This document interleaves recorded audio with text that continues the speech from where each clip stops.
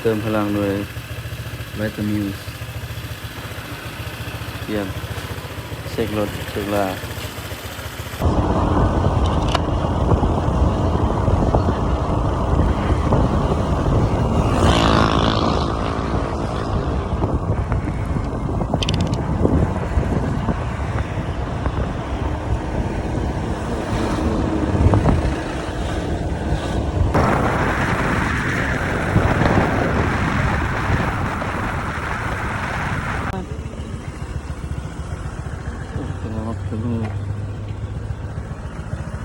ครับ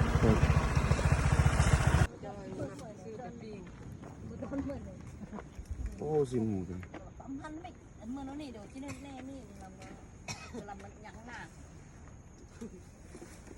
ปลาไต่ ใบอากับนุ่งห่วง อยากกินหมู อย่าไปจับ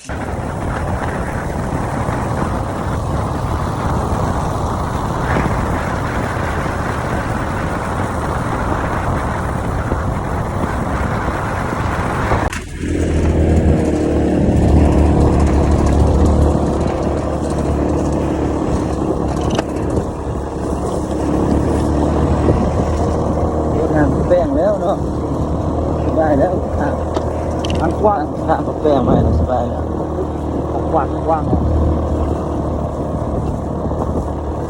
แถวนั้นบนพระโจกมันประเทศบนนั้น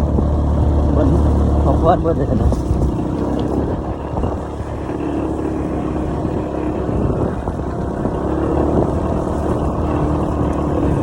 ที่บนทาง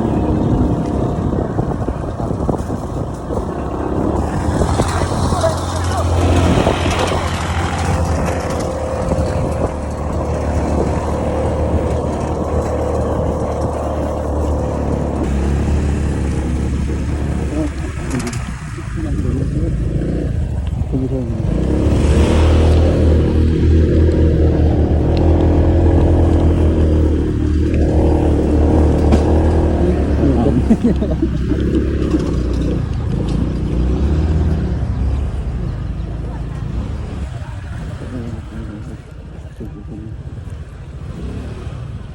กินแบบนี้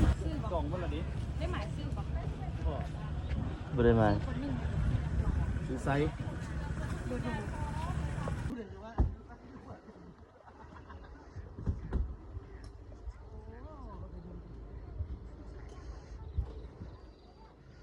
ตอนนี้บรรยากาศอยู่ที่ผู้เดินเมืองเนาะตอนเช้าเวลา7 โมงยัง